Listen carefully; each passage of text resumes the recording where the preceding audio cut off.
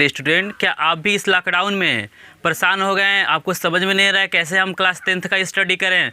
विज्ञान आप नहीं पढ़ पा रहे हैं, मैथ आप नहीं पढ़ पा रहे हैं, इंग्लिश नहीं पढ़ पा रहे हैं। तीनों इंपॉर्टेंट सब्जेक्ट में यदि आपको दिक्कत हो रहा है, या तो आप क्लास 10th में हैं या क्लास 9th में और 10th में जाने वाले हैं, तो मेरे चैनल को जल्द से जल्द सब्सक्राइब कर लीजिए, क्योंकि इस चैनल पर आपको क्या मिलेगा? इंग्लिश भी मिलेगा, मैथ भी मिलेगा और साइंस भी मिलेगा। कहीं जाने की आपको ज़रूरत नहीं है। आज मैं क्या कर रहा हूँ, क्लास 10th का जो पहला हम लोग का चैप्टर है, पहला अध्याय है रासायनिक। देखिए, रासायनिक अभिक्रियाएं तथा समीकरण, उसको मैं क्या कर रहा हूँ, आज स्टार्ट कर रहा हूँ। और डेली क्या होगा, आपको वीडियो प्रोवाइड होगा। और आप प्लेलिस्ट मेरा चेक कर लीजिए, उसमें आपको मैथ का ऑलरेडी मैं करा रहा हूँ बालाजी प्रकाशन से, और इंग्लिश का भी मैं ग्रामर क्या कर रहा हूँ, पढ़ा रहा हूँ। तो चलिए इस वीडियो में हम देखेंगे क्लास 10th का जो पहला चैप्टर है, केमिस्ट्री है जो, उसको देखेंगे, समझेंगे। और इस वीडियो में क्या होगा, किताब से थोड़ा हट के पढ़ाया जाएगा, मतलब आपको एडवांस लेवल की चीज़ें भी क्या किया जाएगा, समझाया जाएगा। तो मेरे चैनल को सब्सक्राइब जरूर करिए, ताकि आपको अच्छे से अच्छे वीडियो प्रोवाइड हो सके। तो चलिए वीडियो को स्टार्ट करते हैं और बताने की कोशिश करते हैं। तो देखिए फ्रेंड, पहला जो हमारा है तो विज्ञान है, इसका पाठ का नाम है कि रासायनिक अभिक्रियाएं तथा समीकरण। तो देखिए हम लोग सबसे पहले क्या करेंगे फ्रेंड, समीकरण के बारे में देखेंगे, रासायनिक समीकरण को। उसके बाद हम लोग देखेंगे रासायनिक अभिक्रिया के बारे में। तो किताब से हटके डिफिनेशन आपको किताब में नहीं मिलेगा। चलिए फ्रेंड देखिए, रासायनिक समीकरण क्या होता है। रासायनिक समीकरण को इंग्लिश में कहते हैं केमिकल इक्वेशन। तो देखिए क्या होता है, किसी रासायनिक अभिक्रिया में भाग लेने वाले अभिकारकों तथा अभिक्रिया के परिणाम स्वरूप प्राप्त होने वाले उत्पादों। तो फ्रेंड यहाँ पे आपको एक कन्फ्यूजन होगा, जिनको नहीं पता होगा, अभिकारक शब्द आया है, फिर फ्रेंड्स यहाँ पे क्या आया है, उत्पाद। तो पहले इसको समझ लीजिए, ताकि ये जो इक्वेशन है आपको अच्छी तरह से क्या हो, समझ में आए। तो अभिकारक का मतलब होता है फ्रेंड्स, जो मतलब अभिक्रिया में भाग लेते हैं, उन्हें वे पदार्थ जो अभिक्रिया को करने में क्या करते हैं, भाग लेते हैं, वो हमारे क्या कहलाते हैं, अभिकारक कहलाते हैं। और जब कोई भी अभिक्रिया होगा तो फ्रेंड आप जानते हैं, कोई भी क्या होता है, क्रिया होता है, तो एक क्या होता है, उसका प्रतिक्रिया जरूर होता है। आप पढ़े होंगे कि एक एक्शन होता है तो उसका रिएक्शन कुछ ना कुछ होता है। जैसे रॉकेट देखते हैं आपको, क्या होता है, जब आगे की तरफ कैसे चलता है, जब पीछे की तरफ क्या होता है, जितने तेजी से वो धुआं उसका निकलता है, उतने तेजी से वो क्या होता है, आगे की तरफ जाता है। हम जमीन को पीछे की तरफ जितना तेजी से क्या करते हैं, धक्का मारते हैं, हमें क्या करती है, पृथ्वी उतने तेजी से क्या करते हैं, आगे की तरफ धक्का देती है। यानी कोई भी क्रिया होगा तो उसका कोई ना कोई क्या होगा, परिणाम कुछ ना कुछ मिलेगा। तो देखिए, यानी अभिक्रिया में भाग लेने वाले पदार्थ हमारे फ्रेंड क्या कहलाते हैं, अभिकारक कहलाते हैं। और अभिक्रिया के स्वरूप जो भी पदार्थ बनते हैं, नए पदार्थ बनते हैं, वही हमारे क्या कहलाते हैं फ्रेंड, उत्पाद कहलाते हैं। तो इतना समझ गए। तो अब इतना समझ गए तो ये भी आपको समझ में आएगा। तो रासायनिक समीकरण कहेंगे किसको, तो किसी रासायनिक अभिक्रिया में भाग लेने वाले अभिकारकों तथा अभिक्रिया के परिणाम स्वरूप प्राप्त होने वाले उत्पादों को प्रतीकों तथा सूत्रों द्वारा निरूपित करने को ही क्या हम लोग कहते हैं, रासायनिक समीकरण कहते हैं। यानी इनको क्या करना, अब हमें क्या करना, इनको जैसे आप जानते होंगे लगभग 118 तत्व हैं, और सबका क्या है, अलग अलग प्रतीक है। यानी उनका संकेत क्या है, जैसे हाइड्रोजन को फ्रेंड आप क्या करेंगे, H से दिखाएंगे, क्लोरीन को आप Cl से दिखाएंगे, पोटेशियम को K से दिखाएंगे। यानी क्या होते हैं, जो तत्व होते हैं उसी से क्या बनते हैं फ्रेंड्स, आपके सूत्र बनते हैं। तो तत्वों को उनके संकेतों, प्रतीकों या सूत्रों के द्वारा जो लिख के जो हमारा क्या होता है, एक ढांचा प्राप्त होता है, उसी को हम लोग क्या कहते हैं फ्रेंड, रासायनिक समीकरण कहते हैं। तो देखिए यहाँ पे तो रासायनिक समीकरण का परिभाषा आपको क्लियर होगा। तो देखिए यहाँ पे फ्रेंड्स, एक होता है हमारा सिर्फ क्या होगा, ये हमारा रासायनिक समीकरण हो गया। इसको फ्रेंड ये भी रासायनिक समीकरण है, लेकिन इसको बोला जाएगा शब्द समीकरण। ये क्या किया गया है, शब्दों में लिखा गया, इसीलिए इसका नाम क्या है, शब्द समीकरण। तो एग्जाम में फ्रेंड्स आपसे पूछ लिया था, शब्द समीकरण दे देगा, कहेगा इसको क्या कीजिए, प्रतीकों या सूत्रों के द्वारा क्या कीजिए, निरूपित कीजिए। यहाँ तो हिंदी में दे देता है, शब्दों में कहेगा क्या कीजिए, एक रासायनिक संतुलित समीकरण लिखिए। तो आगे हम लोग फ्रेंड बहुत सारी चीज़ें जानेंगे इसमें, इसी वीडियो में हम लोग जानेंगे कि रासायनिक समीकरण को संतुलित करने की कितनी विधियाँ हैं। फ्रेंड बहुत कम ही ऐसे स्टूडेंट होगा जिनको पता होगा कि रासायनिक समीकरण को संतुलित करने की कितनी विधियाँ होती है। तो फ्रेंड रासायनिक समीकरण को संतुलित करने के लिए आपके पास 4 विधियाँ होती है। अनुमान विधि होता है, आंशिक विधि होता है फ्रेंड, संयोजकता विधि होता है, और आयनिक समीकरण विधि होता है। मतलब बहुत सारी विधियां जो आगे हम लोग क्या करेंगे, डिस्कशन करेंगे। और प्रत्येक विधि से हम लोग देखेंगे कि कौन सी विधि हमारे लिए सूटेबल है। जो विधि आपको सूटेबल होगा उससे आप क्या कीजिए, रासायनिक समीकरण को संतुलित कर लीजिए, क्योंकि एग्जाम में फ्रेंड्स क्या होता है, इससे रिलेटेड क्वेश्चन आते ही आते हैं। ठीक है ना। तो फिर आगे हम लोग देखते हैं फ्रेंड्स। चलिए, तो आप ये समझ गए कि भाई रासायनिक समीकरण होता क्या है। तो सूत्रों और प्रतीकों द्वारा अभिकारक और उत्पादों को क्या करते हैं, एक क्रम में लिख देते हैं, तो उसी को हम लोग क्या कहते हैं, रासायनिक समीकरण कहते हैं। तो फ्रेंड देखिए, जैसे लिखा गया सोडियम क्लोरीन यानी सोडियम की क्रिया क्या कर रहे हैं, क्लोरीन से करा रहे हैं। तो हमारा क्या बन रहा है फ्रेंड्स, सोडियम क्लोराइड, यानी नमक जो बोलता है, साधारण नमक। तो यहाँ देखिए फ्रेंड्स, यानी सोडियम का संकेत होता है Na और क्लोरीन का होता है फ्रेंड्स Cl। तो आगे हम लोग ये पढ़ेंगे, यहाँ पे मैं बता दे रहा हूँ आपको, जो गैस होता है फ्रेंड उसको कभी भी अणु के रूप में ही लिखा जाता है। यानी Cl लिखे तो वहाँ पे क्या हो गया, एक ही ना है, तो अणु क्या होता है जिसमें एक से अधिक क्या हो, परमाणु हो। तो क्लोरीन हुआ, हाइड्रोजन हुआ, ऑक्सीजन हुआ, नाइट्रोजन हुआ, उसको फ्रेंड कभी भी देखिएगा आप लिखता है O नहीं लिखता है, वहाँ पे O2 लिखता है, नहीं तो H2 लिखेगा, नहीं तो N2 लिखेगा, ठीक है ना फ्रेंड्स। तो आप यहाँ देखिए क्लोरीन को हम क्या किए हैं, Cl2 लिख दिए हैं। और एक चीज़ और आगे हम लोग अभी डिस्कशन करेंगे, संतुलित रासायनिक समीकरण होता है, होता क्या है, किससे कहते हैं संतुलित रासायनिक समीकरण। तो यहाँ देखिए फ्रेंड, तो आप यहाँ देख रहे हैं ना, sodium plus chlorine gives sodium chloride. तब देखिएगा फ्रेंड, जब क्लोरीन अकेले रहे तो उसको आप क्लोरीन, मतलब Cl जब अकेले रहे तो उसको क्लोरीन पढ़ेंगे, और वही किसी तत्व के साथ क्या होता है, मिल जाता है, यानी यौगिक बना लेता है, तो उसका फ्रेंड्स वहाँ पे क्या हो जाता है, वो क्लोराइड हो जाता है। जैसे ऑक्सीजन मिलता है तो ऑक्साइड हो जाता है ना, CO2 आप लिखते हैं फ्रेंड, CO2 को हम लोग क्या पढ़ते हैं, कार्बन डाइऑक्साइड। और वही ऑक्सीजन क्या है, अकेले होगा तो आप फ्रेंड उसको हम लोग क्या बोलेंगे, ऑक्सीजन बोलेंगे। तो क्लियर हो रहा है ना आपको। तो यानी देखिएगा, अकेले रहेगा तो क्लोरीन होगा, और किसी तत्व के साथ यौगिक बना लेगा मिलके तो क्या हो जाएगा, क्लोराइड बन जाएगा। तो आप देखिए फ्रेंड्स, यहाँ पे संतुलित रासायनिक समीकरण हम देखते हैं, तो देखिए यानी संतुलित रासायनिक समीकरण होता क्या है। तो देखिए, ऐसा समीकरण जिसमें अभिकारक तथा उत्पादों में उपस्थित विभिन्न तत्वों की संख्या समान हो, यानी परमाणुओं के, यहाँ लिख लीजिए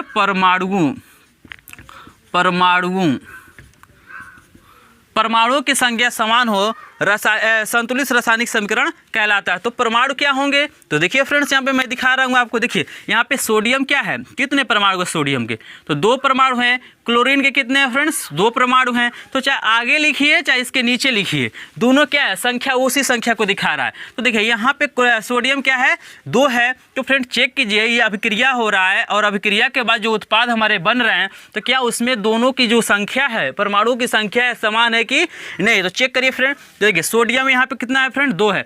और फ्रेंड्स एक चीज़ और याद रखिएगा, यदि इसको हम थोड़ा सा बता देते हैं, अगर कहीं ऐसे लिखा है 2NaCl, तो फ्रेंड 2 आगे है, तो इसका मतलब आपका ये हुआ कि जो मल्टीप्लाई होगा इसमें भी होगा और इसमें, यानी 2 किसके लिए है, Na के लिए भी है और Cl के लिए भी। लेकिन एक अगर ऐसे लिख देता है Na2Cl, यहाँ देखिए कोई यौगिक है नहीं, बट आपको समझाने के लिए मैं बता दे रहा हूँ। तो अगर यहाँ 2 लगाया फ्रेंड, तो ये सिर्फ किसका है, क्लोरीन का है। यहाँ 2 है तो वो सिर्फ क्या है, क्लोरीन का है। अगर मान लीजिए ऐसे लिखा हुआ है CaOH2 लिखा हुआ है ऐसे, तो ये सिर्फ क्या है, ये जो 2 आया है फ्रेंड्स, इस O के लिए है और H के लिए, न कि कैल्शियम के लिए है। तो क्लियर हो रहा है, इस चीज़ को बहुत समझिएगा, क्योंकि आगे मैं इससे अभी अधिक बेहतरीन क्या करूंगा, आपको समीकरण को संतुलित करना और समीकरण के बारे में बहुत सारी जानकारियां दूंगा। तो अभी तो ये तो हल्का से इसका स्टार्टिंग हो रहा है फ्रेंड्स। तो चैनल को सब्सक्राइब जरूर कीजिएगा आगे की वीडियो के लिए। तो देखिए फ्रेंड्स, यहाँ देखिए, तो सोडियम आपका 2 है, तो यहाँ भी सोडियम क्या है, 2 है।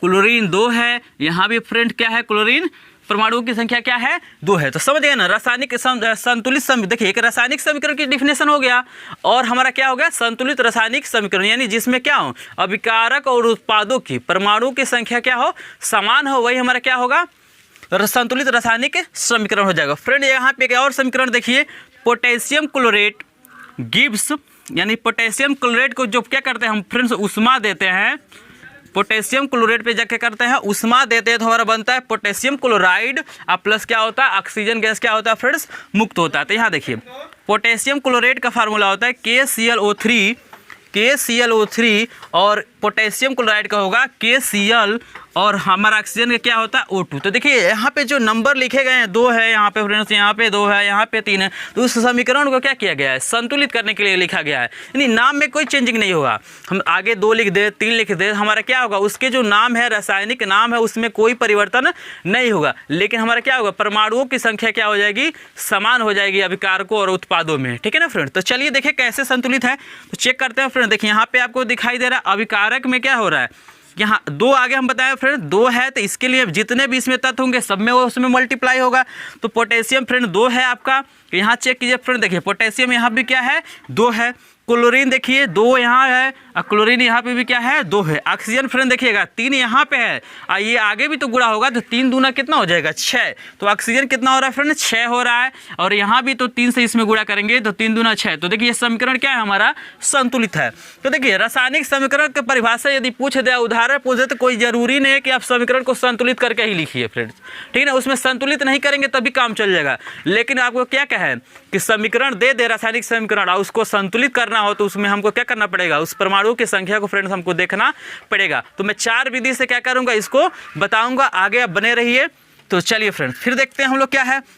यहाँ तो हो गया संतुलित रासायनिक समीकरण। और फ्रेंड देखिए यहाँ पे कुछ समीकरण लिखा गया, हम लोग चेक करते हैं कि समीकरण संतुलित है कि नहीं है। तो देखिए अभिकारक में चेक कीजिए। देखिए यहाँ सोडियम क्या है फ्रेंड्स 1 है और यहाँ पे सोडियम कितना है 4 है और यहाँ चेक कीजिए 2 दूना कितना हो जाएगा 4, सोडियम 4। तो देखिए फ्रेंड ये जो 2 आया है Na के लिए भी है O के लिए भी है, लेकिन यहाँ पे जो आपको 2 दिखाई दे रहा है वो सिर्फ किसके लिए है, सोडियम के लिए है।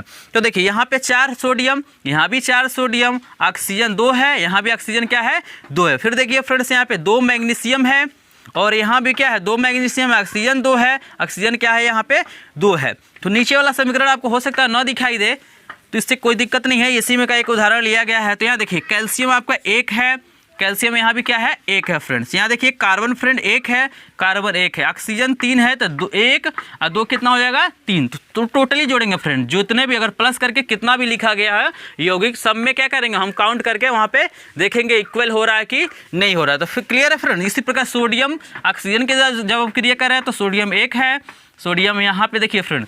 तो इस चीज़ को आप लोग फ्रेंड देखिएगा, क्योंकि देखिएगा सोडियम यहाँ 1 है और यहाँ पे सोडियम क्या हो गया है 2 है और ऑक्सीजन यहाँ पे 2 है और ऑक्सीजन यहाँ पे क्या है 1 है। तो फ्रेंड क्या ये समीकरण संतुलित है, नहीं संतुलित है। तो इसको हम लोग थोड़ा सा संतुलित करके चेक करते हैं। तो देखिए हमारा क्या है यहाँ पे सोडियम 2 है तो 2 से यहाँ पे क्या कर दे रहे हैं गुणा कर दे रहे हैं फ्रेंड। लेकिन देखिएगा ऑक्सीजन की संख्या 1 है तो 2 से यहाँ भी गुणा करना पड़ेगा फ्रेंड, देख रहे हैं ना। तो ये कितना हो गया, ये तो 2 हो गया, लेकिन हमारा यहाँ पे क्या हो जा रहा है सोडियम 4 हो जा रहा है। तो यहाँ पे 2 से गुणा ना करके हम किससे गुणा करेंगे 4 से। तो देखिए 4 सोडियम हो गया, यहाँ भी 4 सोडियम हो गया और ऑक्सीजन 2 है, यहाँ भी ऑक्सीजन क्या है 2 है। इस तरह से आपको मुझे आशा है कि क्लियर। इसको हम लोग आगे डिटेल में पढ़ेंगे कैसे रासायनिक समीकरण को क्या करते हैं फ्रेंड संतुलित करते हैं। तो इस यहाँ पे मेरा क्या था 2 चीज़ आपको समझ में आना चाहिए कि रासायनिक समीकरण होता क्या है और संतुलित रासायनिक समीकरण क्या होता है, उत्पाद क्या होते हैं और अभिकारक क्या होते हैं। अगर क्लियर होगा, अगर समझ में आया होगा तो वीडियो को लाइक कीजिएगा, कमेंट में ज़रूर कुछ ना कुछ अपना राय दीजिएगा और चैनल को ज़रूर सब्सक्राइब कीजिएगा। तो चलिए फ्रेंड एक चीज़ और मैं बता देता हूँ। अभी देखिए ये पूरी तरह से हमारा क्या है, अभी जो संतुलित रासायनिक समीकरण लिखे हैं इसमें परमाणुओं की संख्या तो बराबर है, लेकिन अभी इसमें फ्रेंड्स क्या है कुछ ना कुछ क्या है कमी है। वो क्या कमी है तो फ्रेंड देखिए हमको इसका स्टेट भी दिखाना है, मतलब किस अवस्था में है, ठोस में है कि द्रव में है कि गैस में है कि किस अवस्था में है, उस चीज़ों को हमको क्या करना है फ्रेंड्स लिखना है। तो देखिए यहाँ पे अवस्थाएं, यहाँ पे क्या होता है 4 तरह की अवस्थाएं हमको पढ़ना है। तो जस्ट इसके बाद मैं बता रहे जा रहा हूँ इसी को। तो एस फॉर फ्रेंड होता है सॉलिड, सॉलिड मतलब ठोस होता है। और देखिए जी से क्या होता है फ्रेंड गैस होता है, एल से आपका क्या होता है लिक्विड होता है द्रव रूप में, और एक आएगा एक्यू एक्वेरियम। एक्वेरियम का मतलब जो पानी में क्या किया गया हो, जिसको घोला गया हो, यानी किसी पदार्थ को क्या किया जाए पानी में जब घोल दिया जाता है तो वही हमारा क्या होता है एक्यू एक्वेरियम होता है। तो चलिए नेक्स्ट हम लोग देखते हैं, आगे जो भी टॉपिक होगा उसको हम लोग कवर करेंगे। तो फ्रेंड हम लोगों ने जान लिया कि रासायनिक समीकरण क्या होता है, संतुलित रासायनिक समीकरण क्या होता है। फ्रेंड्स सबसे बड़ी चीज़ एक आती है प्रॉब्लम बच्चों को, ये होता है स्टूडेंट को कि संतुलित रासायनिक समीकरण लिखते क्या है, क्या इंपॉर्टेंस होता है रासायनिक संतुलित समीकरण लिखने में, क्या चीज़ें होता है, जी हमारा क्या होता है, एल क्या होता है, एस क्या होता है, ए क्यू क्या होता है। तो उसको हम लोग क्या करेंगे फ्रेंड्स डिटेल में हम लोग देखेंगे। देखिए आपको कहीं बुक में नहीं मिलेगा, ये बुक से क्या कह रहा हूँ मैं हट के पढ़ा रहा हूँ। तो आपको अच्छी जानकारी अगर मिल रहा हो तो वीडियो को लाइक शेयर सब्सक्राइब जरूर कीजिएगा फ्रेंड। चलिए स्टार्ट करते हैं वीडियो को और देखते हैं कि रासायनिक अभिक्रिया तथा समीकरण में हमारा अगला जो हेडिंग है फ्रेंड संतुलित रासायनिक समीकरण लिखना, यानी कैसे हम लोग एक संतुलित रासायनिक समीकरण को लिखेंगे। अभी पीछे मैं जो बताया हूँ फ्रेंड्स वहाँ पे मैंने एस कहीं नहीं लिखा था, यानी उसके स्टेट को यानी अवस्था को मैंने कहीं नहीं लिखा था। हम सिर्फ क्या किया उसमें अभिकारक तथा उत्पादों के परमाणुओं की संख्या को हम लोग संतुलित करके फ्रेंड्स लिखेंगे। और बेहतरीन आपको नंबर पाना है तो आपको उसकी अवस्था को जरूर लिखेगा फ्रेंड्स, अगर अच्छा नंबर आप प्राप्त करना चाहते हैं एग्जाम में तो उसको स्टेट को जरूर लिखिएगा। मैं यहाँ पे बता रहा हूँ फ्रेंड, देखिए कह रहा है पहला जो हमारा इंपॉर्टेंट पॉइंट है, कह रहा है कि अभिक्रियाओं अभिकारकों को बाईं ओर तथा उत्पादों को दाईं ओर लिखकर उनके मध्य बराबर अथवा तीर का चिन्ह लगा दिया जाता है। तो फ्रेंड देखिए यहाँ पे आपको समीकरण दिखाई दे रहा है, तो देखिए तीर के इधर वाला फ्रेंड्स क्या होता है, यानी जो अभिक्रिया में भाग ले रहा है हमारा अभिकारक है, और तीर के बाद जो लिखा गया वो फ्रेंड्स क्या होता है, हमारा उत्पाद होता है। तो देखिए अभिकारक को हम बाएं साइड में लिखे हैं और जो उत्पाद हम उसको क्या किए हैं, दाएं साइड में लिखा है। तो आप मैथ में भी पढ़े होंगे फ्रेंड, जो समीकरण होता है तो जैसे हमारा क्या होता है 3x + y बराबर मान लिया लिख दिया गया है 3x - y, चाहे कुछ भी लिख देता है। तो दो पक्ष जिसमें होता है, एक को हम लोग फ्रेंड बायां पक्ष कहते हैं, दूसरे को क्या कहते हैं, दायां पक्ष, उसी को LHS लिखा जाता है और एक को लिखा जाता है RHS। तो जहाँ पे हमारा इक्वल का चिन्ह होता है, बराबर का चिन्ह होता है, यहाँ पे फ्रेंड्स हमारा क्या होता है, तीर लग जाता है। उस तीर के जगह पे आप चाहें तो बराबर का चिन्ह लिख सकते हो, उसमें कोई डाउट आपको नहीं, क्योंकि तीर भी हमें बता रहा है कि दोनों आपस में क्या है, बराबर है। तो देखिए फ्रेंड्स, तो पहला तो हमारे हो गया कि बीच में क्या करना है, इनके तीर का चिन्ह लगाना या बराबर का चिन्ह लगा देना। तो ये लिखने का एक तरीका हो गया। फ्रेंड दूसरा हमको क्या ध्यान रखना है कि अभिकारक अथवा उत्पाद पदार्थ यदि एक से अधिक है तो उनके मध्य प्लस का चिन्ह लगाना है। तो फ्रेंड देखिए यहाँ पे क्या है, जो हमारा अभिकारक है 1 2, दो अभिकारक है, यहाँ भी 1 2 अभिकारक है। तो एक से जब अधिक फ्रेंड उसमें क्या होता है, जो हमारा क्या होता है अभिकारक होता है या उत्पाद होता है, तो उसके बीच में हम क्या करते हैं, प्लस का चिन्ह लगाते हैं। तो यहाँ देखिए के बीच में क्या किया गया, प्लस का चिन्ह, यहाँ भी प्लस का चिन्ह, यहाँ भी प्लस का चिन्ह लगाया गया। फिर क्या बता रहा है कि अभिकारक तथा उत्पाद को उनकी अवस्था को भी दर्शाते हैं। जो अभिकारक है और उनके उत्पाद है, उनकी अवस्था को भी हमको क्या करना पड़ता है, दिखाना पड़ता है। तो देखिए आप फ्रेंड लिखा गया है, देखिए अगर आपको समीकरण को पढ़ने में कोई डाउट होता है, समीकरण को मतलब नहीं पढ़ पाते हैं, जो पदार्थ दिया गया है उसको समीकरण दिया गया उसको पढ़ने में कोई दिक्कत होता है, तो कमेंट बॉक्स में जरूर बताइए। उस पर एक सेपरेट वीडियो बना दूंगा कि कैसे हम लोग नाइट्रेट पर कब पढ़ेंगे, कब क्लोराइड पढ़ेंगे, कब आपका फेरिक होता है, कब फेरस होता है। तो जो आयनों पे कुछ नियम होता है तो उसके आधार पे मैं क्या करूंगा, बता दूंगा। तो कमेंट में अधिक से अधिक कमेंट आएगा तो मैं उस पर क्या करूंगा, वीडियो आपको प्रोवाइड कर दूंगा। तो चलिए फ्रेंड देखिए यहाँ पे जैसे लिखा गया है कैल्शियम हाइड्रॉक्साइड, इसको पढ़ा जाता है कैल्शियम हाइड्रॉक्साइड। तो देखिए यहाँ पे लिखा गया है कैल्शियम हाइड्रॉक्साइड को ब्रैकेट में करके लिखा गया AQ, यानी क्या होता है फ्रेंड्स, यहाँ पहले समझ लीजिए, S फॉर सॉलिड है, L फॉर लिक्विड है, G फॉर गैस है, AQ फॉर क्या होता है, एक्वियस होता है। एक्वियस का मतलब देखिए फ्रेंड्स क्या होता है, जलीय रूप, यानी जिसको क्या किया गया, पानी में मिलाया गया हो, वो हमारा क्या होता है, AQ होता है। और जो गैसीय अवस्था में होता है उसको हम लोग G से दिखाते हैं। और लिक्विड का जैसे हम लोग पानी क्या है, पानी हमारा लिक्विड है, यानी उसमें क्या किया गया, पानी है और कोई पदार्थ नहीं है, लेकिन अन्य किसी चीज़ को क्या किया जाए, पानी में यदि मिलाया जाता है तो हमारा क्या हो जाएगा फ्रेंड्स, AQ। तो AQ और L में अंतर समझिएगा, यानी जो अकेले हो वो द्रव रूप में हो तो हमारा L होगा, लेकिन पानी में किसी चीज़ को मिला दिया जाए, किसी पदार्थ को, तो हमारा क्या बन जाएगा फ्रेंड्स, वो AQ बन जाएगा, एक्वियस बन जाएगा। तो देखिए यहाँ पे, तो देखिए कैल्शियम जो हाइड्रॉक्साइड हमारा AQ, यानी पानी में क्या किया गया, इसको मिलाया गया तब जाके हमारा क्या बना है, एक कैल्शियम हाइड्रॉक्साइड बना। फिर देखिए कार्बन डाइऑक्साइड, फ्रेंड आप जानते होंगे इजीली कि कार्बन डाइऑक्साइड हमारा क्या है, गैस है। इसको फ्रेंड्स किससे लिखे हैं, G से दिखाएं। फिर देखिए कैल्शियम कार्बोनेट होता है, तो कैल्शियम कार्बोनेट फ्रेंड्स आप जानते ही हैं ये क्या होता है, ठोस रूप में होता है, यानी जो खड़िया होता है वो हमारा क्या होता है, ठोस रूप होता है, ऐसे लिखा गया है। वही पानी फ्रेंड्स क्या होता है, हमारा द्रव रूप में होता है, जिसको हम लोग क्या करते हैं, L से लिखते हैं। तो बेहतरीन यानी अच्छा नंबर अगर पाना इस चैप्टर को, इस चैप्टर में यदि चाहते हैं आप अच्छे से अच्छे नंबर पाएँ, अगर कहीं समीकरण को आप लिखते हैं, कहीं भी लिखे फ्रेंड, कहीं भी पूछता है तो संतुलित करने के लिए पूछ दे, चाहे शब्द समीकरण दे दे, उसको समीकरण प्रतीकों के द्वारा लिखना हो तो आप फ्रेंड स्टेट को जरूर लिखिएगा। अगर नहीं समझ में आता है तो कुछ भी, जो भी आपको समझ में आए, कुछ ना कुछ आप अनुमान लगा के उस चीज़ों को लिख लीजिएगा। तो देखिए फ्रेंड्स फिर क्या दिया है, जिंक दिया है। तो जिंक हमारा क्या होता है, सॉलिड होता है। फिर फ्रेंड देखिए यहाँ पे है सिल्वर नाइट्रेट। तो सिल्वर नाइट्रेट क्या है, AQ, यानी पानी में क्या किया जाता है, जब इसको मिलाया जाता है तब हमारा क्या होता है, ये सिल्वर नाइट्रेट प्राप्त होता है, यानी पानी में मिला हुआ है। फिर जिंक देखिए, जिंक नाइट्रेट भी हमारा क्या होता है, AQ होता है। Ag हमारा क्या है, चांदी जो है फ्रेंड्स यहाँ पे क्या हो जाएगा, सॉलिड हो जाएगा। फिर देखिए यहाँ पे एल्युमिनियम, एल्युमिनियम जो होता है फ्रेंड्स ये भी हमारा क्या होता है, सॉलिड होता है, S से डिनोट किए हैं। फिर देखिए कॉपर क्लोराइड, ये क्या है, कॉपर जो क्लोराइड है ये भी क्या है, इसमें ये भी क्या है, पानी में मिला हुआ है, तो ये हमारा क्या है, AQ है। उसी प्रकार हमारा क्या है, बहुत सारे समीकरण। फिर एक चीज़ है, हम चेक करते हैं कुछ समीकरणों को, इस समीकरण को देखते हैं क्या ये संतुलित है कि नहीं। ये तो हमारा स्टेट हो गया, और ये चेक करते हैं कि समीकरण ये संतुलित है कि नहीं। तो इसको चेक करने के पीछे भी बताया, फिर से देख लीजिए फ्रेंड। तो यहाँ आप चेक कीजिए फ्रेंड, देखिए कैल्शियम कितना है इधर, कैल्शियम के एक परमाणु है, तो कैल्शियम एक है, तो इधर चेक कीजिए फ्रेंड कितना है कैल्शियम, इधर भी क्या है एक है। फिर देखिए यहाँ पे यहाँ जो ब्रैकेट में करके 2 लिखा गया फ्रेंड, ये जो 2 है ऑक्सीजन के लिए है और हाइड्रोजन के लिए, इस कैल्शियम के लिए हमारा 2 नहीं है। तो देखिए ऑक्सीजन 2 है और यहाँ पे 2 है, तो 2 कितना हो गया फ्रेंड 4 हो गया। तो इधर उत्पाद में भी चेक कर लीजिए 3 कितना हो गया फ्रेंड 4 हो गया। फिर देखिए हाइड्रोजन कितना है 2 है, इधर भी चेक कर लीजिए 2 है। ऑक्सीजन कितना है 2 है, ये तो हो गया ऑक्सीजन। अब क्या है कार्बन है, तो कार्बन 1 है, कार्बन भी देखिए फ्रेंड्स यहाँ पे 1 है। तो इस तरह से हम क्या कर सकते हैं, एक बेहतरीन सुव्यवस्थित क्या कर सकते हैं संतुलित रासायनिक समीकरण को लिख सकते हैं। मुझे आशा है कि इस वीडियो में आपको कुछ न कुछ जानकारियाँ मिला होगा। ये हमारा पार्ट 1 है। आप पार्ट 2 में हमारा देखेंगे कि रासायनिक समीकरण को संतुलित करने की कितनी विधियाँ। तो मैं 4 विधियों से क्या करूँगा रासायनिक समीकरण को संतुलित करना सिखाऊंगा। अगर ये पार्ट पसंद आता है तो अपनी राय जरूर दीजिएगा, ताकि मैं अधिक से अधिक क्या करूँ बेहतरीन से बेहतरीन आपको क्या करूँ स्टडी प्रोवाइड कर सकूँ। तो चैनल को सब्सक्राइब कीजिए, शेयर कीजिए, लाइक कीजिए। Thank you for watching my video.